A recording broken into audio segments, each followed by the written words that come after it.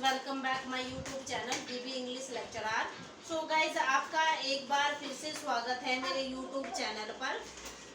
So guys, अब हम discuss करेंगे next preposition since and for, कि कहाँ हम सिंस का यूज करेंगे और कहाँ फॉर का यूज करेंगे। तो गाइज, अगर हम सिंस और फॉर की बात करें तो ये क्या होता है, ये टाइम के बारे में बताता है। ठीक है, टाइम की सिचुएशन को बताता है कि कोई काम कब हो रहा है और कब से हो रहा है। सेकंड क्या होता है, ये हमारा जो सिंस एंड फॉर है वो कभी कभी कंजक्शन की भी सेंस दे देता है। कभी कभी हम इसका कंजक्शन के में भी यूज कर लेते हैं, वो हम सेंटेंस के थ्रू समझेंगे। कैसे, मैं एग्जांपल के थ्रू बताऊंगी। देखो, पहले हम इसका टाइम की सिचुएशन समझ लेते हैं जो हमारी सिंस एंड फॉर है। जैसे सबसे पहले मैं बता रही हूँ कि जो सिंस है वो कहाँ यूज होगा। सिंस सिंस हमारा क्या बताता है, सिंस हमारा बताता है पॉइंट ऑफ टाइम। यानी कि जो सिंस है वो पॉइंट ऑफ टाइम बताएगा। कैसे, point point of time, point of time. देखिए कैसे पॉइंट ऑफ टाइम बताएगा, यानी कि बिल्कुल टाइम की राइट टाइम, एग्जैक्ट टाइम बताएगा सिंस। यानी कि आई, जैसे मैंने लिखा I have been working since 2 PM। ठीक है, ये पॉइंट ऑफ टाइम है। और नेक्स्ट मैंने लिखा I have been working for 2 hours। ठीक है, ये पॉइंट ऑफ ड्यूरेशन है। कैसे, ये पॉइंट ऑफ टाइम है, ये है हमारा पॉइंट ऑफ ड्यूरेशन।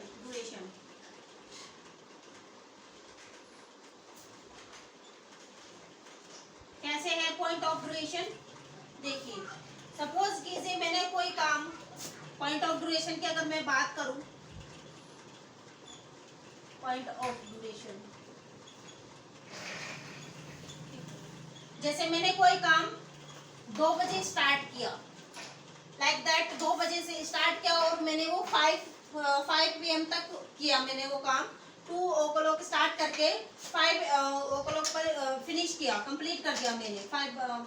ठीक है, मैंने 5 बजे तक वो काम PM पर फिनिश कर दिया। ठीक है, तो मैंने कितने घंटे काम किया, 3 घंटे मैंने 3 घंटे मैंने काम किया, 3 hours मैंने काम किया। तो ये क्या हो गया, ये हो गया हमारा पॉइंट ऑफ ड्यूरेशन। यानी कि जहाँ पे ड्यूरेशन की बात होती है वहां पे हम फॉर का यूज होते हैं। जहाँ पॉइंट ऑफ टाइम की बात होती है, जहाँ पर एग्जैक्ट टाइम बताया जाता है, वहां पे होता है सिंस का यूज। ठीक है, जैसे 2 PM कोई भी है, संडे कोई डे बता दिया, I have been working since Sunday. ठीक है, तो वो हो जाता है हमारा एग्जैक्ट टाइम। तो ये होती है हमारे सिंस एंड फॉर की बात। अब हम डिस्कस करते हैं कुछ एग्जांपल की कहाँ ये सिंस कंजक्शन होता है और कहाँ प्रेपोजिशन। जैसे यानी कि जहाँ पर मैंने बता दिया है सिंस एंड फॉर का यूज कहाँ होगा, कि जहाँ पर किसकी पॉइंट ऑफ टाइम होगा वहां पे सिंस, और जहाँ पे पॉइंट ऑफ ड्यूरेशन होगा वहां पे फॉर, जहाँ पे ड्यूरेशन दिया जाएगा। जैसे अब हम समझेंगे सिंस कहाँ पर सिंस होगा, सिंस कहाँ पर प्रेपोजिशन होगा। देखिए जैसे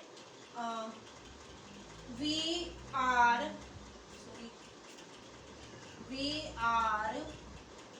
playing, sorry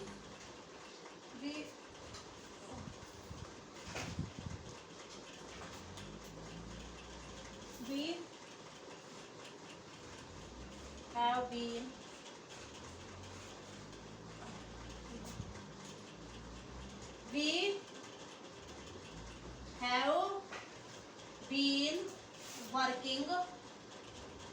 we have been working since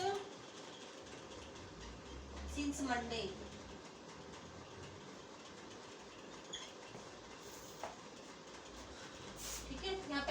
लिख लीजिए, 4 भी लिख लीजिए, आपको समझ में आ जाएगा ना अच्छे से। ओके 4। नेक्स्ट मैंने लिखा we have been playing, we have been playing, we have been playing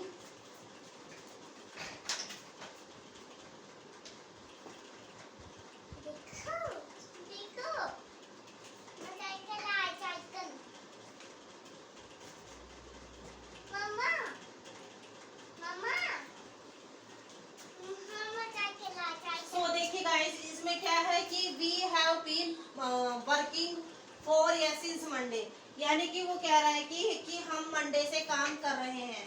तो ये तो इसमें एग्जैक्ट डे बता दिया गया कि भाई मंडे से हम काम कर रहे हैं।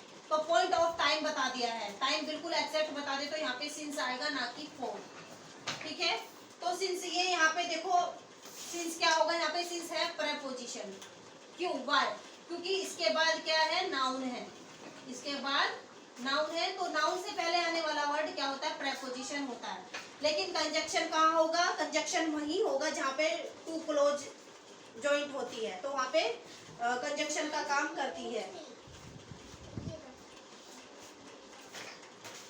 जैसे नेक्स्ट एग्जांपल के थ्रू हम समझेंगे। टू, जैसे मैंने नेक्स्ट एग्जांपल लिखा 2 years have passed, 2 years have passed since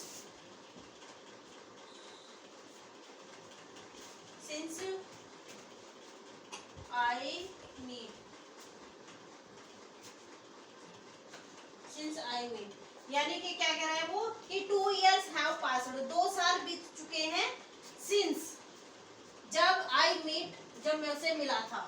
ठीक है, तो एक ही वर्ड अलग अलग सेंस भी दे सकता है, ये भी आपको समझना है कि एक ही प्रपोजिशन सेंटेंस के अकॉर्डिंग अलग सेंस देता है। क्योंकि जो इंग्लिश है वो क्या होती है, इंग्लिश इज द क्या आप you can say that sense के बेस पर बेस है ये जो है, मतलब कि जो 2 years have passed since I meet, यानी कि 2 साल बीत चुके हैं जब मैं उससे मिला था। क्यों है, देखो यहाँ पे जो सिंस है वो कंजक्शन है, बाय, क्योंकि जो हमारा सिंस है वो 2 क्लोज को जोड़ रहा है। ठीक है, 2 क्लोज, क्योंकि देखो सब्जेक्ट एंड वर्ब, सब्जेक्ट और वर्ब, और यहाँ पे सब्जेक्ट एंड वर्ब। ठीक है, ये 2 क्लोज को जोड़ रहा है, तो इसलिए क्या है, ये कंजक्शन है यहाँ पे। तो जो सिंस एंड फॉर क्या होता है, हमारा कंजक्शन भी होता है और प्रेपोजिशन भी होता है since.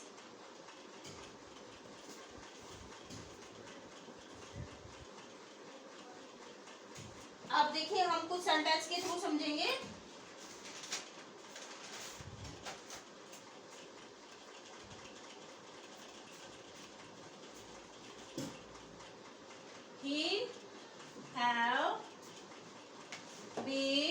He have been working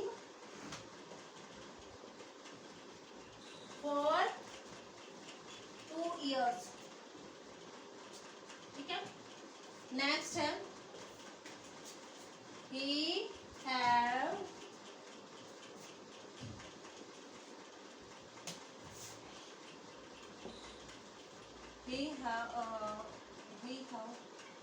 sorry, next हम अलग से लिखेंगे, 1 sentence 2 sentence. my mother has been washing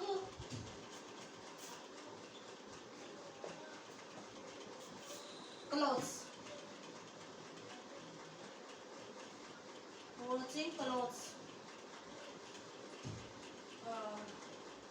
9 AM। ठीक है, 9 AM, यानी कि sorry, washing clothes since 9 AM। ठीक है, ओके, तो ये देखो फर्स्ट सेंटेंस में क्या है कि he have been working for 2 years, यानी कि वो कार्य कर रहा था फॉर 2 इयर्स, 2 साल से। भाई 4 आएगा, क्यों आएगा? क्योंकि इसमें पॉइंट ऑफ ड्यूरेशन है, पॉइंट ऑफ ड्यूरेशन की बात की गई है। क्योंकि 2 इयर्स नहीं, वी डोंट नो 2 इयर्स, भाई 2 इयर्स कोई भी हो सकते हैं।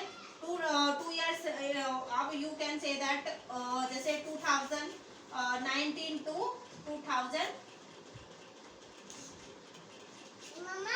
2022 भी हो सकता है, ठीक है, 21 हो सकता है, और मतलब कोई से भी 2 इयर्स हो सकते हैं, ठीक है। 2 साल कोई भी हो सकता है, जैसे 22 से 24 हो सकता है, 24 से 25 से 27 भी हो सकता है। यानी कि इसमें पता नहीं ना कि मैं 2 साल से काम कर रहा हूँ, कौन से 2 साल है, तो पॉइंट ऑफ ड्यूरेशन की बात है। और my mother has been washing, जो मेरी माता जी है वो 9 बजे से कपड़े धो रही है, तो एग्जैक्ट टाइम बता दिया है, एग्जैक्ट टाइम, तो एग्जैक्ट टाइम यानी कि पॉइंट ऑफ टाइम बता दिया है, तो इसमें क्या आएगा, इसमें आएगा आपका सिंस, यहाँ पे आएगा आपका सिंस। तो गाइस आपको आई थिंक समझ में आया होगा सिंस और फॉर के बारे में, कहाँ यूज होता है। तो मैंने आपको बताया कि सिंस कंजक्शन भी होता है, सिंस प्रपोजिशन भी होता है। जहाँ पर 2 क्लोज आपस में जुड़ती है तो वहाँ पे कंजक्शन का, और जहाँ पे after preposition, after since noun आ जाए तो वहाँ पर प्रपोजिशन होता है, ठीक है। तो ये हुआ, और तो पॉइंट ऑफ टाइम के लिए हम सिंस, और पॉइंट ऑफ ड्यूरेशन के लिए हम फॉर, ये हमें पता ही है पॉइंट ऑफ टाइम क्या होता है, पॉइंट ऑफ ड्यूरेशन का क्या होता है। तो आज की वीडियो में गाइस इतना ही, आगे की वीडियो में हम अभी बात करते हैं, बने रहिए मेरे वीडियो में, please share and subscribe my channel, thank you.